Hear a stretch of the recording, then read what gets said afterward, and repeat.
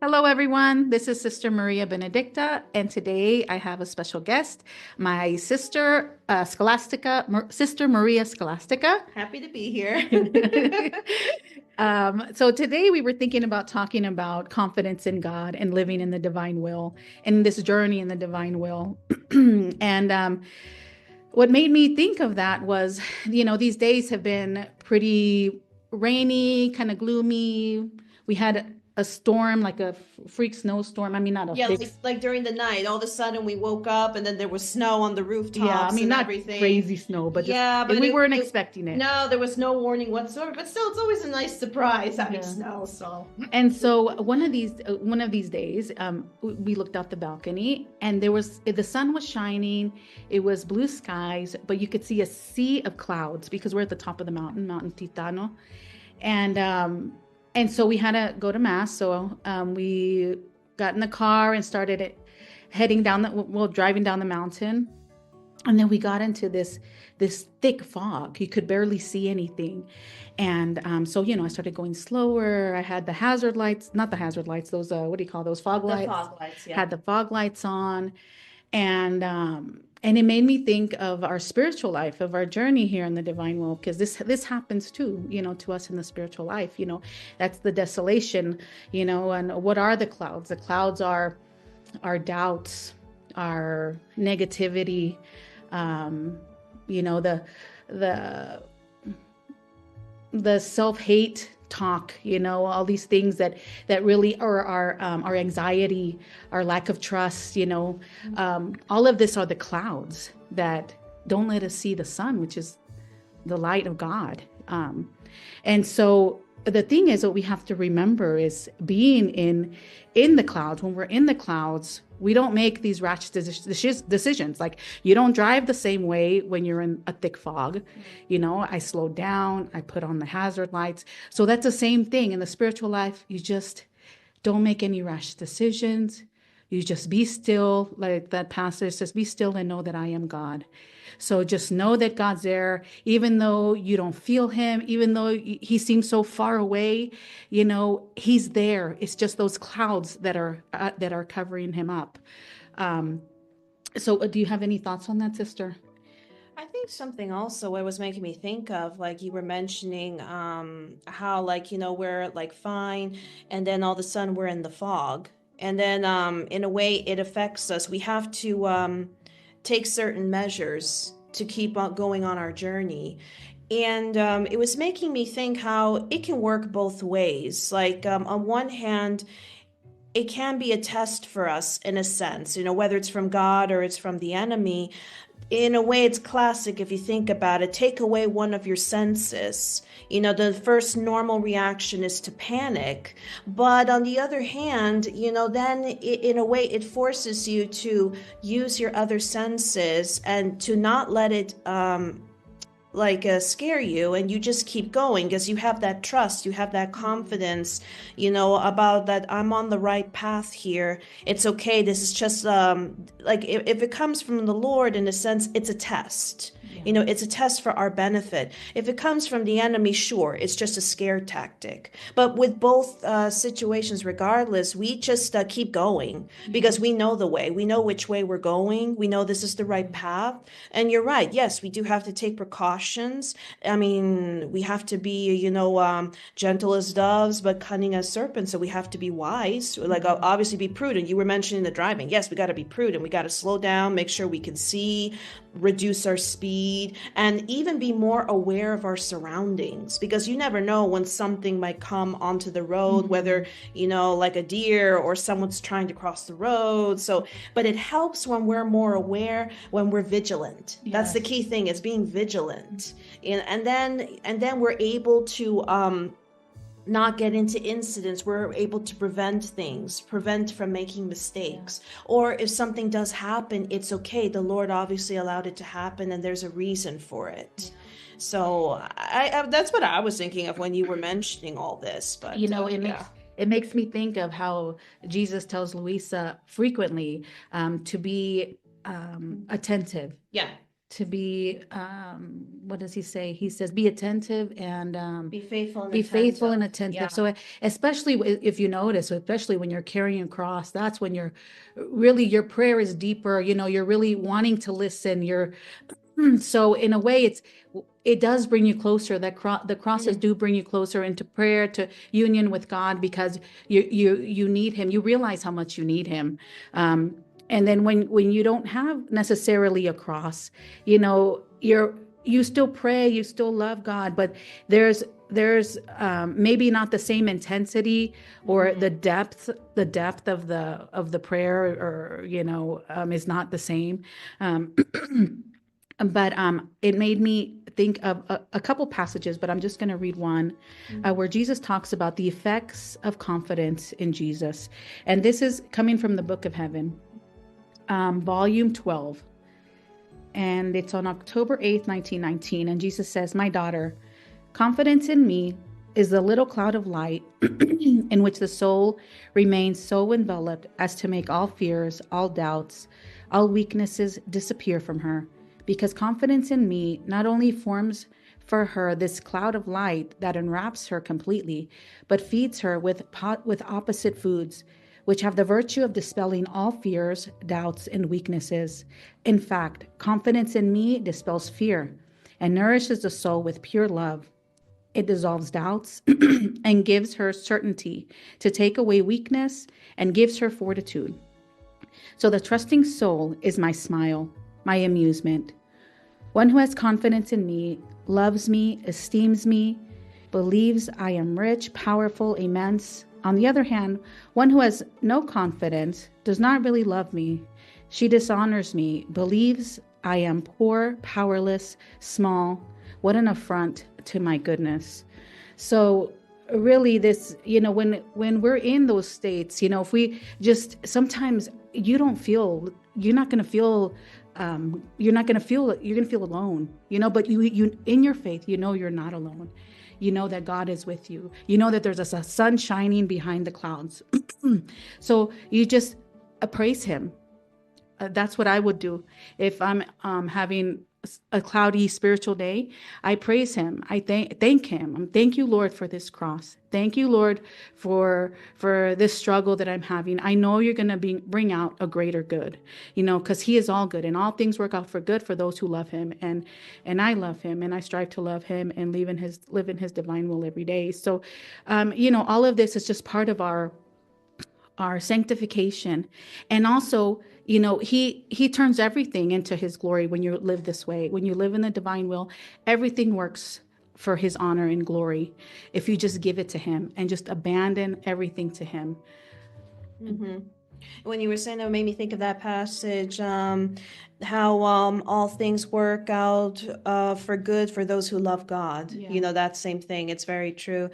And it was interesting how the pastor kept on talking about the cloud of light. Because we were talking about the clouds. I thought, interesting. But that's interesting, a cloud of light, because you would think with a cloud, it casts darkness, it casts shadow. Yeah. But then you think about, the happy, puffy, fluffy looking clouds, and all that. So again, it goes to show what we were talking about earlier, about the fog, like what could be the purpose of the fog, like whether something good or just something bad, like just to frighten us or to discourage us, and I think that's also something, in a way, it's a tactic also to get rid of our confidence, in a way to distract us from trusting in the Lord.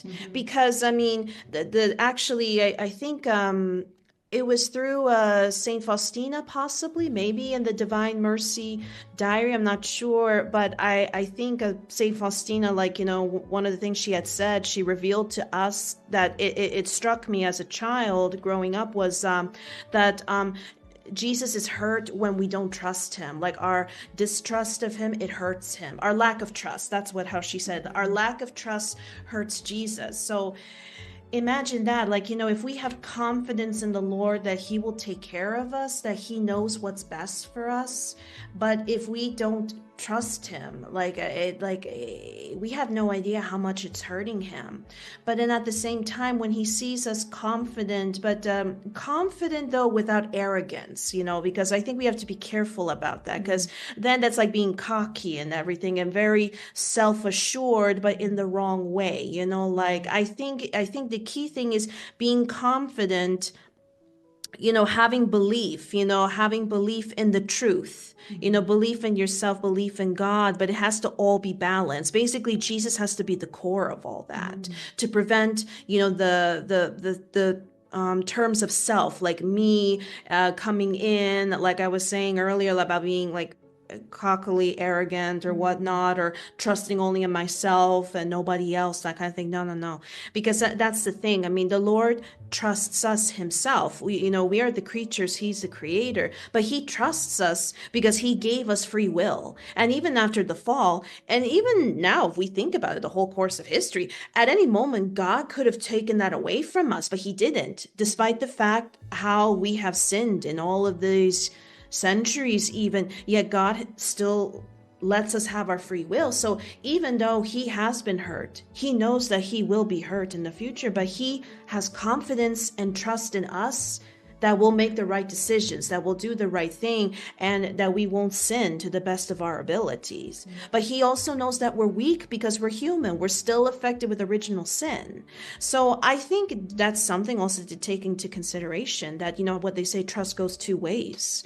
But I think the good news is that God will never take away his trust from us. Amen. It's us who take away the trust from him. Right. So we're the ones who walk out of the room in the sense. Right. He doesn't. He'll stay in the room waiting for us to walk right back in. That amazes me so much, that God chose to need our love. It's not like he needs our love, right, but he chose that. He's asking us to love him, and that to me is just mind-boggling, because the creator of the universe, That's the thing that people don't seem to really realize. A lot of what God does is mind-boggling, because he is God. Yeah. I mean, and he created us, he created everything, he's running everything, he's allowing everything. I mean, and he has the power and the capacity to stop this, or to do this, to do that, or whatever. But the thing is that we're so blinded, in a sense, we are so ignorant, that we don't realize that I mean, it's just extraordinary. It is mind-boggling how we really can put God in the box, or we just make these decisions, or we just have these thoughts, and really it's laughable in a sense, but on the other hand, that also shows how merciful God is. He's not vengeful in that sense. He'll let us humiliate him in a sense, like whether we intend to or not. I mean, look at the mystery of his passion. How many times did that happen? And he didn't say a word.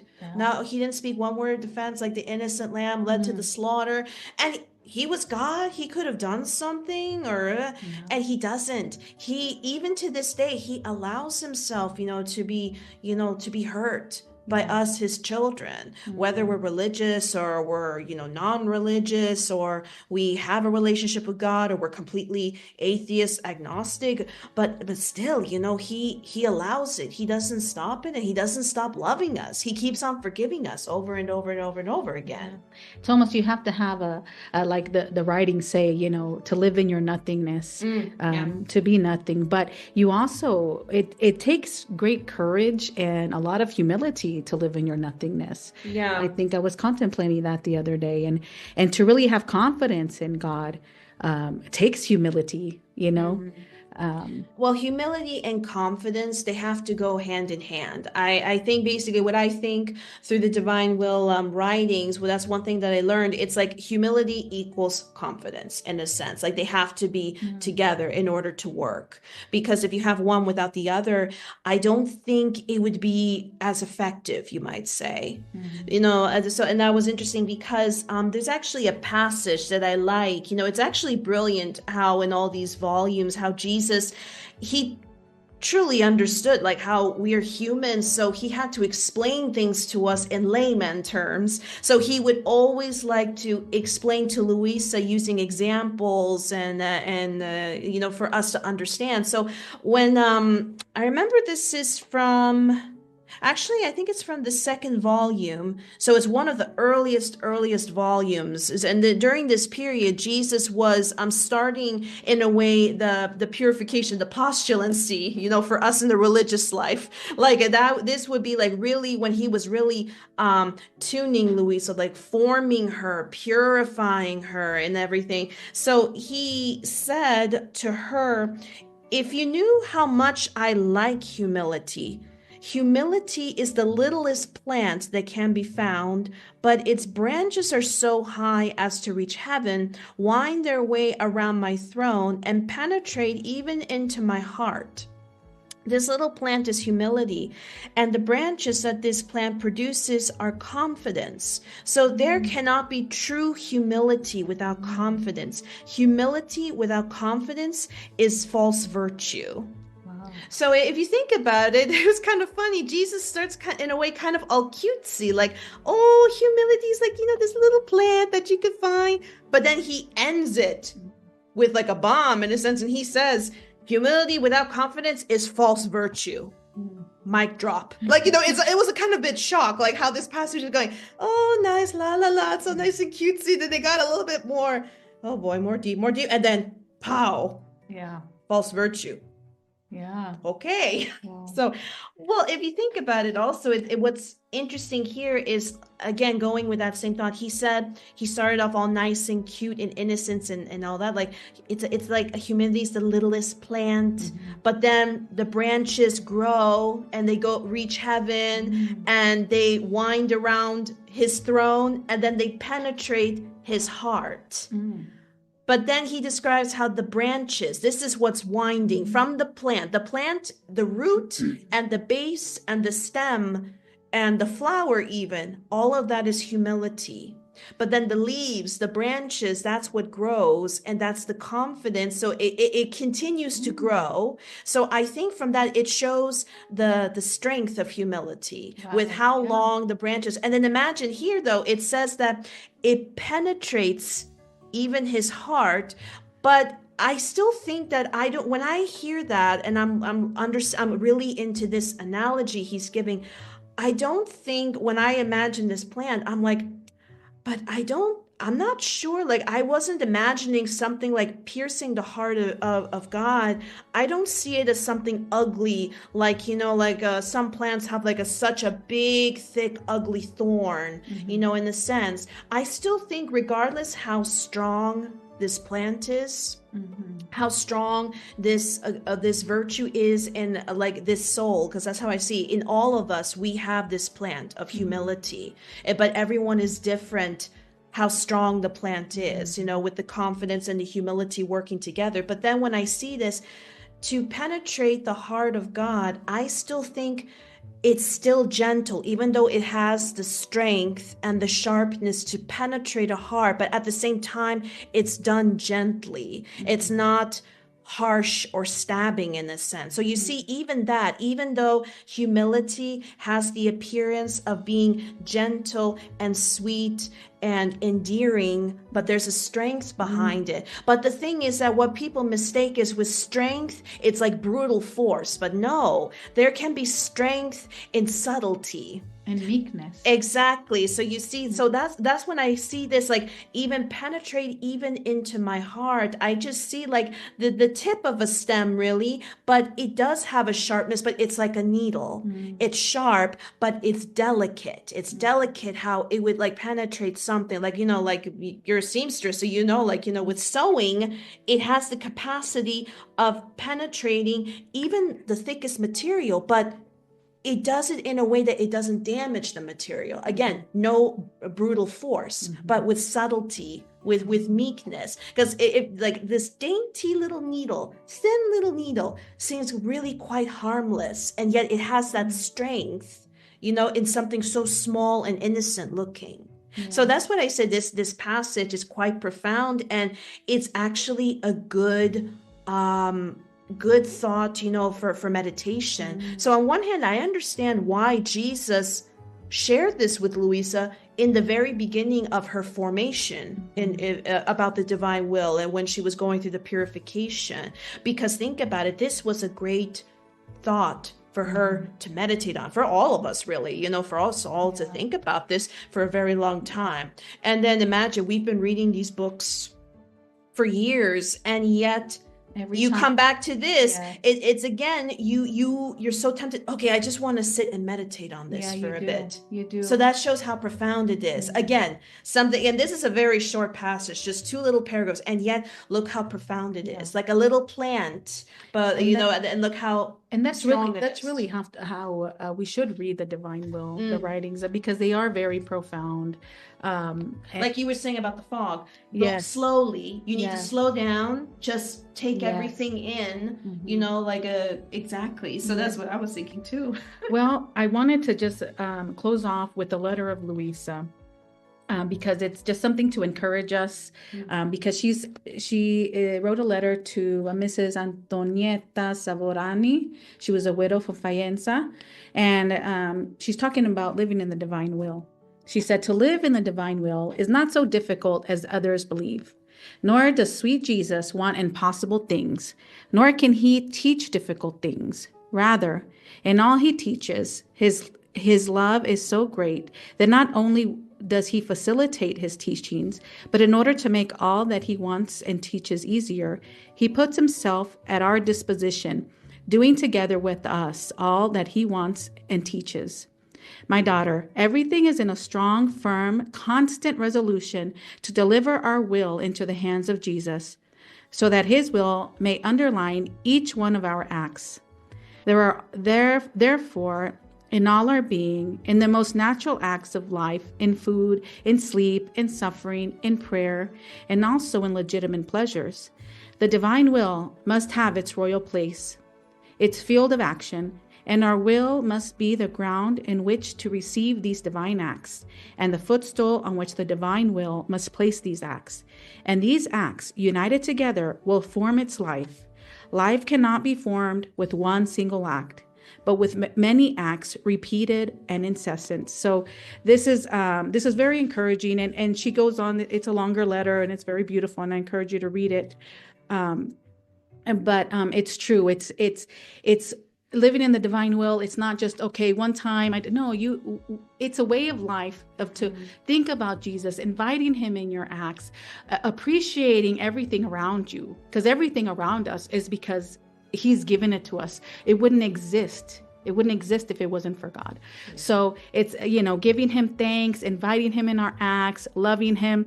He's part of our life, So I just want to encourage you to just invite God into everything that you do, everything you see, and everything, even in the crosses, especially in the crosses, because he'll use them for good. So thank you, Sister Scholastica, for joining me. Well, thank you for inviting me. This was a pleasure.